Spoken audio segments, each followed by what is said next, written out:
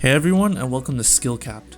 In this guide, we'll be going over how the team T1 maximizes breach in pro play. Even though we are analyzing a pro match, don't let that discourage you from learning more about the game, and maybe you can pick up a thing or two to use in ranked yourself. Breach is not the most popular character in solo queue. Opinions about this character usually consist of too hard to play with or not as fun because it's too much of a support. And it is true. This character a lot of the times is used for support and it requires a lot of communication in the process. If you are in the middle of a fast-paced offense, it's hard to tell your solo queue teammates to slow down and let the breach flash you in before going. Although breach is used a bit more in the higher elos, not a lot of people play it in the lower divisions due to its reliance on team play. If you guys have watched the First Strike qualifiers this week, you can see that a lot of breach has been played in those matches. In pro play, teamwork is usually more important than individual skill. That explains why breach is actually almost a must pick in Asian pro teams. In North America though, there's been one team who has been using breach since the release of the game. One team who has believed in breach's potential even after 2 additional characters were released. That team is T1. T1 is a team known for their slow and methodical offense, a team who uses the time as a factor more than most teams. Some say they are slow and maybe even lame, but objectively looking at it, it's a very good strategy to bait the enemies into messing up for a free opening. T1 tries to methodically find the enemy's positions and play things out slowly. When it's time to execute, they usually engage with the breach as the initiating flasher. As a team, they usually only run Jet as their entry character. Sometimes she doesn't even entry due to her role as a sniper. It's very interesting because T1 would much rather sacrifice a dedicated character to entry and instead have 2 initiators, which allows the team to entry as a whole. Also, if you're serious about improving, then go to SkillCapped.com to unlock our hyper improvement system that will teach you how to win more gunfights, master your agent, and so much more. Backed by our ranked improvement guarantee, you have nothing to lose. So come join over 500,000 satisfied members of SkillCapped, improve that KDA, and get the rank you've always wanted at SkillCapped.com. Link in the description below. Let's take a look at T1's methodical offense and how they run some plays with breach. First of all, we have to understand breach's role. He's usually played as a second one in or somebody who hangs back to use his utility for his team. Once he is finished with his utility, he's technically the least valuable player on the team, so playing as an entry to get info for your team should be the next priority on the list. Let's break down T1's pistol round for offense to see how breach is being played at the highest level. The game starts off with a 1-3-1 default setup, meaning one person is lurking on both sides and trying to safely gather information individually. T1 are using the least riskiest characters to gather information with. Cypher uses Cam and Sova uses his drone.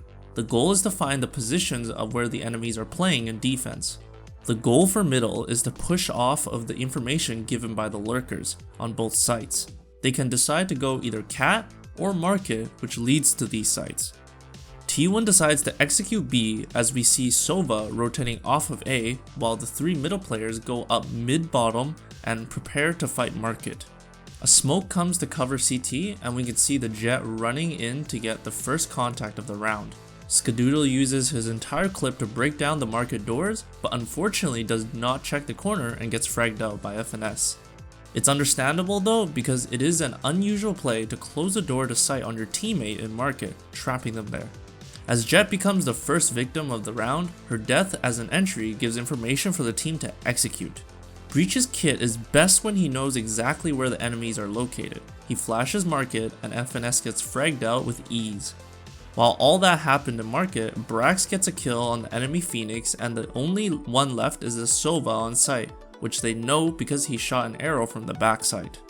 Breach uses his last flash on site to hopefully give his team an opening to entry and to push the Sova into hiding. AZK entries after his ally Omen flashes and gets an easy frag on the enemy Sova. As mentioned before, AZK takes on the entry role because he's used up all his flashes and can only rely on mostly his gunplay. They get into a comfortable 3v1 situation with the enemy Omen left where they easily win the round. Quick review on Breach's role, we see that he is a support who hangs back and uses his util to set up his team. After he is done, he becomes an entry for his team onto site. Alright, so we've talked about how Breach's kit is amazing if you know exactly where the enemies play. When Breach still has his utility for the post plant, it's a nightmare for the enemy team to come into the site because there are only so many areas that the enemies can retake from. AZK does this really well on Ascent A site this round, but take a look at how this happened. This is T1's positions 20 seconds into the round. We can see that they are heavily leaning towards the A side right now. 2 in main, 2 in cat, ready to push, and 1 lurking around the mid area. T1 Sova ults and tries to create chaos for the cat players to come into sight. What's cool about this play is that if Sova hits somebody, that's information for the cat players, and if the cat players make contact, the Sova will probably adjust his next couple of shots towards that direction. Regardless of who makes contact first, T1 is at an advantage. The enemy actually outplays this execute by pushing into the Sova in main, while he is ulting. The Cypher swings out and gets a kill, but quickly gets traded out though. The kill on Cypher gives an opportunity for the cat players to push in, which they get a frag and have opened up A for the plant. Here's where the nightmare starts for the enemy team. Omen is trying to get a sniper angle going, and trying to get a free shot in, but an aftershock comes from hell and literally covers the entire heaven side. This forces 2 members of Envy to back up all the way to basically CT stairs and wait for it to fade. The only hope for this retake to happen is if the Phoenix on flank grabs a frag or 2 to allow Heaven to hopefully come out. Unfortunately for Envy though, Breach still has flashes. Skadoodle jiggles to peek out of wine and gives the team info on the flank. Breach sends a flash over and helps win Skadoodle the fight in wine while still staying on site. As time ticks down, Envy decides to save whatever guns they have and leaves Heaven while getting flashed on the way out. Hypothetically, if Envy were to force the play and drop from Heaven, they would have to deal with flashes from Breach and 3 other members of T1 in great hiding positions. The save was definitely the right call. Alright, now that we've covered how Breach plays offense, let's take a look at how he dominates the defense. One of the best things to keep in mind is that Breach is a support. He relies on teammates to maximize his kit. In defense, the best and most consistent way to play with your team is during a retake scenario. Take a look at this round and see how T1 plays around Breach utility beautifully. The offense from Envy has been really stale for literally an entire minute. There has been no real action, but they've finally decided to commit to the A site as time ticks down. The push goes through and T1 actually decides to give it up and allow Envy to take the site with the plant. They wait for the ally Jet and Sova to make it from CT to Heaven before committing this retake. Brax finds the first kill on a lurking Cypher and the rest of the team decides to finally come down from Heaven for this 5v4 retake to happen. We can see that the Breach aftershock clears the entire hell side, forcing Envy to either play under Heaven without cover, generator, or green box. If they were to play any of these positions though, they are exposed to tree, which is where Brax is right now. Breach sends a flash and Jet gets an easy frag on somebody trying to peek Heaven. The Sova arrow reveals 2 and Envy falls apart on this post plant. Although this play was more of a collective effort on T1 as a whole, we can see how the impact of Breach brings on the table and how he can clear an entire area with one ability to allow his team to push in confidently. You can definitely apply the concept of retaking into your ranked games with Breach or even other characters. Now let's take a look at Breach's ultimate being used in pro play and how it is debatably the most powerful ultimate in the game. In this round, T1 are slowly pushing up Cat in Ascent. I'll be showing you 2 angles the ulti can come from, which clear out similar areas of B side, but see how Breach's teammate play around these ultimates at its highest potential.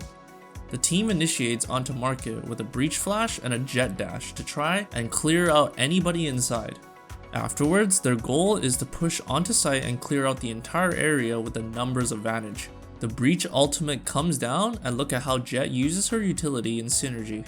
She updrafts into the air with her daggers and tries to spot out anybody either running away from the ulti or trapped in it.